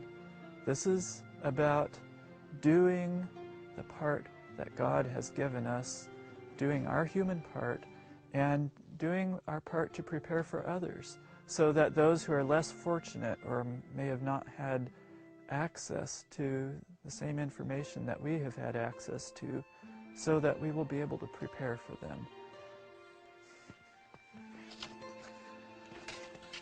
One of the things I really like about living out here is this is where it's happening. Instead of having to travel somewhere to go backpacking or to go canoeing or this or that, I'm here. I mean, I'm just several miles from what I think is one of the most gorgeous lakes in this country. And we go canoeing there every summer, and or we try to. Sometimes we go more often than once. And, you know, there's excellent backpacking and rock climbing and of course skiing. I mean, all winter long, got wonderful skiing opportunities. And so it's an incredible opportunity to just practically live in nature. And I'm just so thankful for this opportunity, and I'm thankful so much for the opportunity that God has given me with this place here. I'm looking forward to the challenges of getting it fixed up and doing my part to be part of the solution.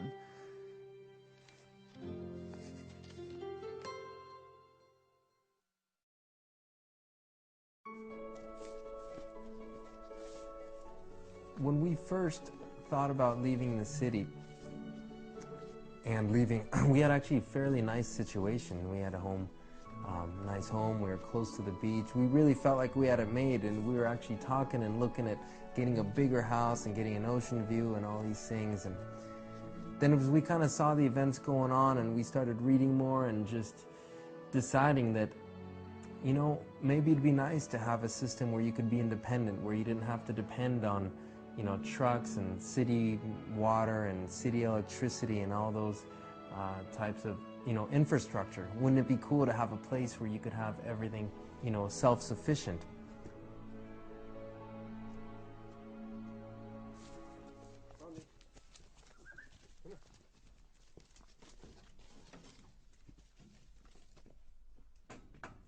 So this is our spring box here, and we're in a dried creek bed here. In the spring, this is really flowing as the snow is melting. There's a lot of water here. Right now, it doesn't look like there's much here, but there's actually water underground, and this spring box actually extends down far enough to where it's able to capture that underground water. And this is able to provide us with more than enough water for household use as well as for irrigation of some of the plants we have. And we have a hydro that in the spring is able to take water from this. Right now, because we're at low water levels, we're not able to use it, but hopefully in a couple months here we'll get enough water and we'll be able to use that as well. So this is our water cistern or water reservoir right here. So the water goes from the spring box and flows here. There's a valve that controls the inflow to this, and then it flows into the cistern here. So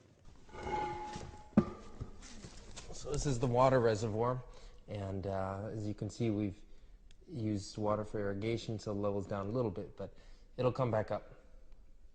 That's where the water flows into and is stored here, and from here it can go to all the places we need it at the house, whether it goes to the house or whether it goes to the water spigots that we have out in the out in our garden area, or whether it goes to the hydro. It all comes from here.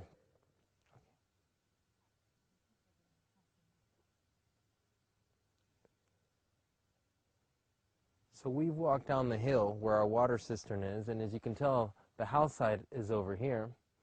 And so that difference in elevation gives us enough pressure.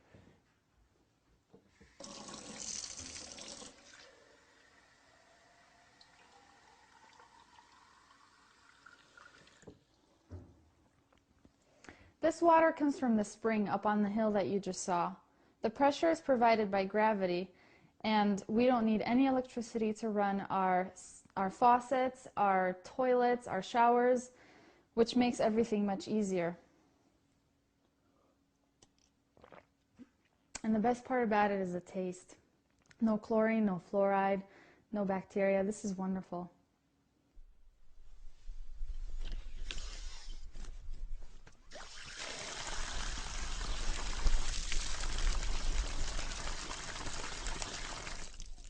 So you see all that pressure there. There's no pumps or anything. That pressure is strictly due to gravity flow. Obviously the holding tank is above the level of our garden area here, and so the nice pressure you see there is due to the difference in height. And it's fun work. It's work that you do yourself, and it's really relaxing. I mean, chopping wood is relaxing. Doing anything outside, planting trees, planting the garden, working in the garden, it's all relaxing. That's true. A friend of mine once, talked about, getting out of the city, and he said, yeah, and we could put up a little gym. And I kind of laughed. I'm like, a gym? You don't need a gym out here. Because, when we're chopping wood and loading the wood into the truck and then putting it into our little, wood shed there, and, we're digging holes and putting trees in there and planting. I mean, it's so fun. And actually, it's so rewarding. We came from the city very much. We both grew up in the city, and we pretty much thought we were going to always live in the city, but there's just something magical about taking like a seed and planting it, and then we're not very good at gardening, and we probably made a lot of mistakes, but just watching it grow and produce a fruit, it's just incredible. And then eating it, you appreciate it so much more. We're like, wow. We don't throw away food anymore. You learn that.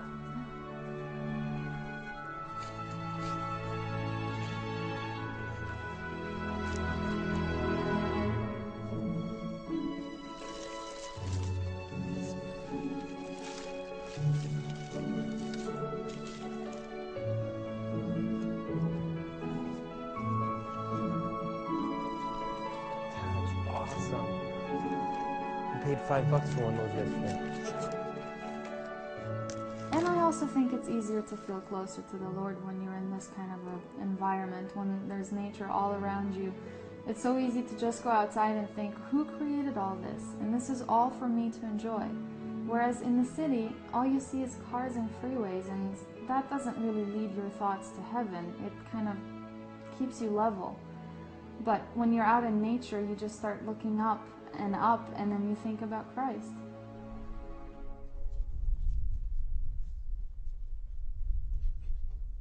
So we're standing in the room here of our micro hydro.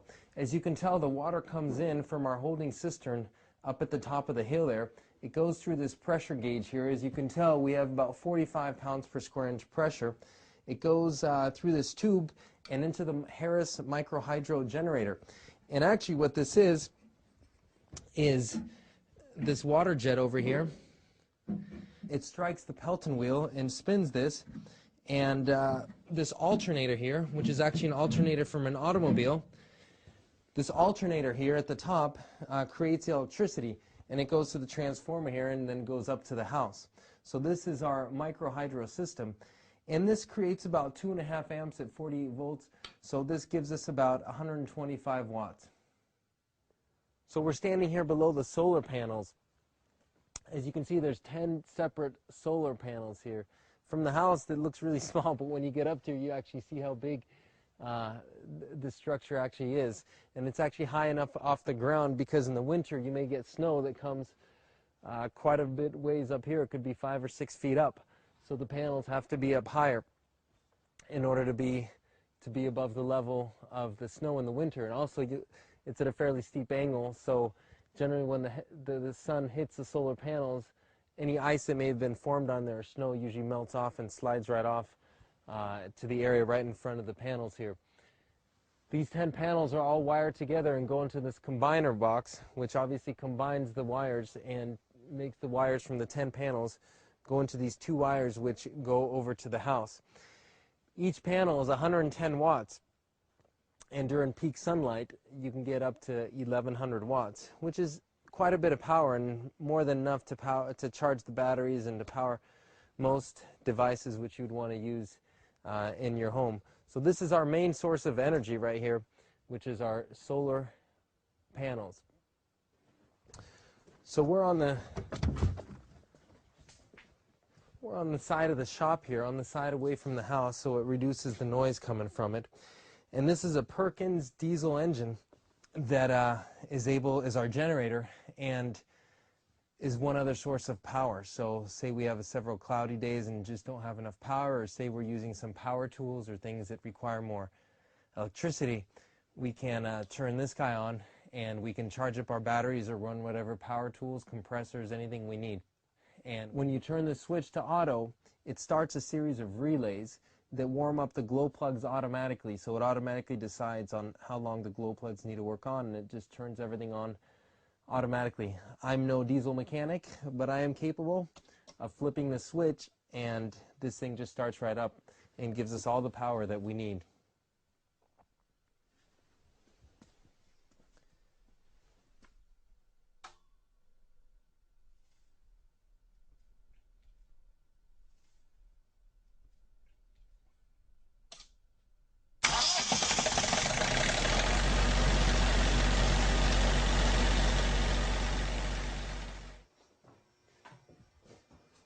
So we're standing in our power room here, and this is the room where all the electricity from the hydro, from the solar panels, and from the generator, it all converges in this place. This is where it all happens, okay? So you got the solar panels are going into this little box here. It's called a maximum power point tracker. You can see right now we're producing 11 amps. So that's a 48 volt system. So that's over 500 watts that we're putting out right now from the solar panels, and that electricity is going through this device into the batteries that are underneath here. So here we've actually got 16 batteries that store all the electricity for the house, and all these devices here, they help control that. Now this system may seem a little overwhelming at first, and it was to us. We didn't put this system together. We bought the house, and that was one of the selling points to us, that it came with all this stuff ready installed.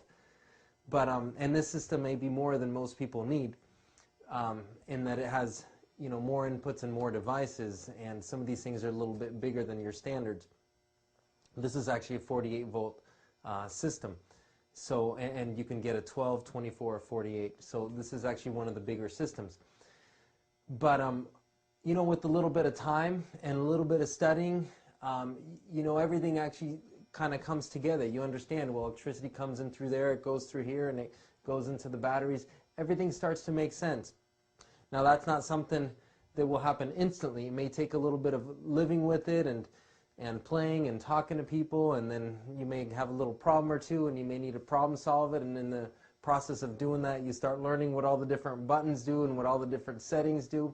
You know, part of the fun of this is my wife and I, we actually now can tell you how many amps every single device we have hold, how much it takes. This little meter here, and we have 2 of them, there's one upstairs too, you can tell your battery's full and what the volts of the whole system are. This little number here, the 4.9 amps, that's net into the system. We've got 4 amps going in.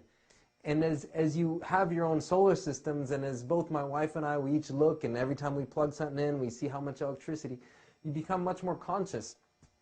When we lived in the city and we were completely on the grid, we'd turn things on and off. We never twice thought about how much electricity they're wasting. Well, you know, when you start getting an off-grid system, you start thinking more carefully. You start turning the lights off when you leave the room. And I just think those are just good general habits to have. And that's one of the other fun parts that we've learned about living off the grid, is we only have the devices on that we need. Yeah, we enjoy being by ourselves. We enjoy being out here with no neighbors close by and all that. But that doesn't mean that's all we do. That doesn't mean we're just by ourselves. In fact, we love to entertain, and almost every weekend we have people over. We enjoy that very much, and we like to show people how we live and encourage people that it is possible to live like this. And we do enjoy having people over, so we are not hermits by any means. Well, I know some people think you'll just move out to the hills and just become a hermit. No, that's not the point of this. We interact with, you know, dozens and hundreds of people every day and week, but it's so nice to have this little safe haven, our little getaway where, you know, at the end of the day, you can come out here, or you can choose to invite and who you want to spend time with. Because I think we all need that time, and that's something I noticed when I was in the city. It really was a lot harder to just relax, because there's always, I mean, you look out the window, you hear traffic, you hear honking, there's ambulances, sirens, you know, airplanes flying above you, you know, cars screeching, you know, neighbors talking. You just see the hustle and bustle of the city, and that affects you. And it's just nice to be somewhere where everything is just peaceful.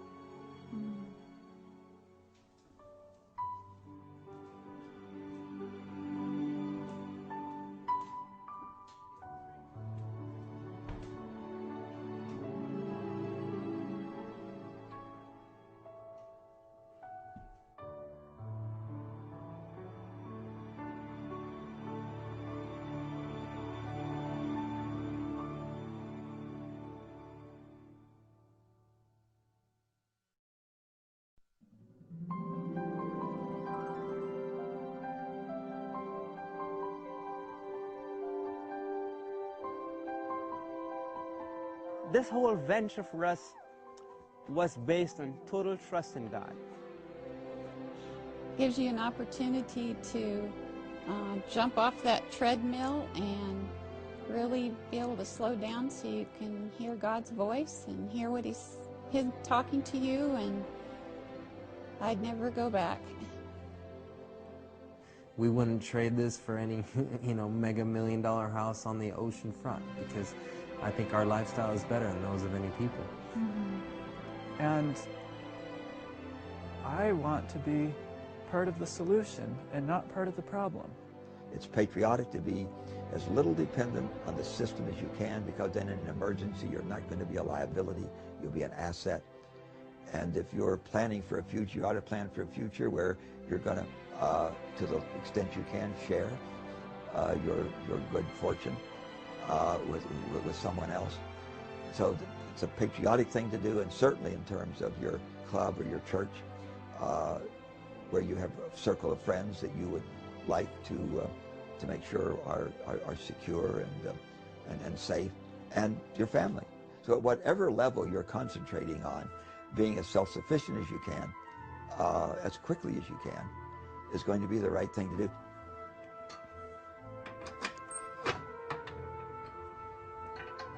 I really like heating with wood. When we left the city years ago, we left the rat race. We moved to the country, to the mountains, because we were wanting to become more independent from the systems of the world. Living in the city was insanity, where we were dependent on everyone else for just about for every basic necessity of life. Out here in the mountains in the country, we have our own independent wood supply in the form of trees. This is wonderful.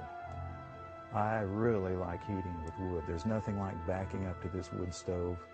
When you really want to get warm, then you can pull away when you get warm enough.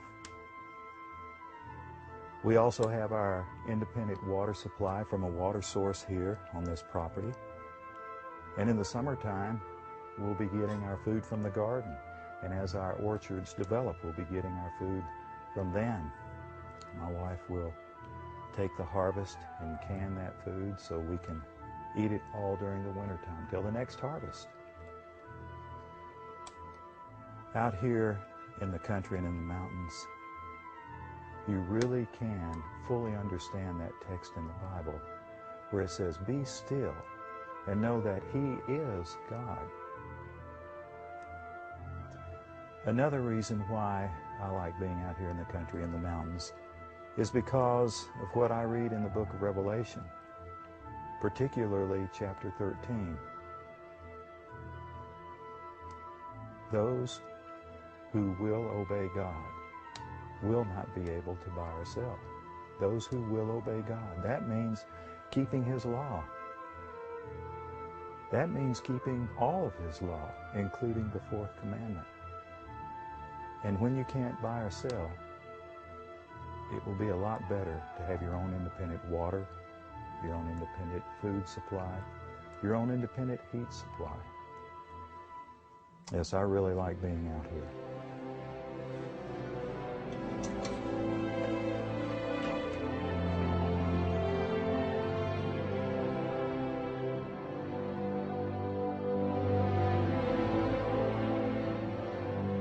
So with the great majority of the best and noblest men of all ages. Read the history of Abraham, Jacob, and Joseph, of Moses, David, and Elisha. Study the lives of men of later times who have most worthily filled positions of trust and responsibility. How many of these were reared in country homes? They knew little of luxury. They did not spend their youth in amusement. Many were forced to struggle with poverty and hardship. They early learned to work, and their active life in the open air gave vigor and elasticity to all their faculties. Forced to depend upon their own resources, they learned to combat difficulties and to surmount obstacles, and they gained courage and perseverance. They learned the lessons of self-reliance and self-control. Sheltered in a great degree from evil associations, they were satisfied with natural pleasures and wholesome companionships. They were simple in their tastes and temperate in their habits. They were governed by principle, and they grew up pure and strong and true. When called to their life work, they brought to it physical and mental power, buoyancy of spirit, ability to plan and execute, and steadfastness in resisting evil that made them a positive power for good in the world.